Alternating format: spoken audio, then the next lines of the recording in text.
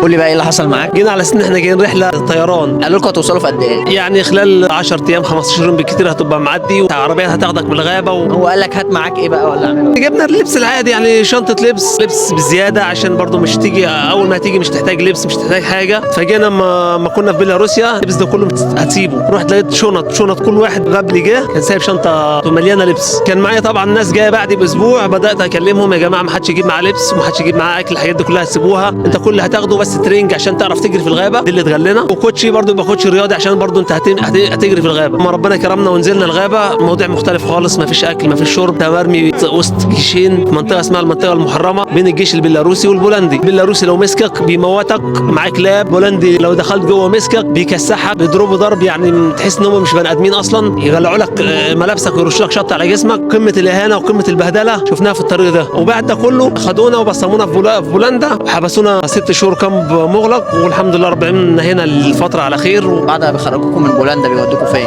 بيوديك كامب مفتوح على اسم البلد. هم عارفين انت مش هتقعد في البلد، لان البلد هناك العمله مش باليورو، العمله بالزلوتي، اليورو بيعادل 4 زلوتي، فالبلد بالنسبه لاوروبا رخيصه. وهم عارفين انت مش هتقعد، فعشان كده بيطلعوك ويسمحوا لك ان انت تمشي، محدش بيراقبك، محدش بيتبعك، بيسيبوك تمشي عشان برضه في النهايه البلد بيقول لك البلد مواردها على قد اهلها. وانت بتعمل ايه بقى بعد كده؟ اللي عارف مثلا المهرب بيكلمه عشان برضه يطلعه في عربيه، يخلي حد يحول له مثلا 500 يورو ولا حاجه. انا عن نفسي ابن اخويا حول لي 500 يورو عشان اعرف اجي بيهم لحد هنا. حجزت اتوبيس لما خرجت من بولندا، دخلت المانيا، تذاكر قطر لحد ما وصلت هنا، والحمد لله رب العالمين وصلنا يعني. بس بعد تعب وبعد معاناه. انا بقالي يومين ما نمتش، يومين في القطر ما نمتش. طبعا انت خايف حد يمسكك يرجعك تاني، انت مبصم في بولندا، لو اتمسكت كنترول في القطر ترجع بولندا تاني.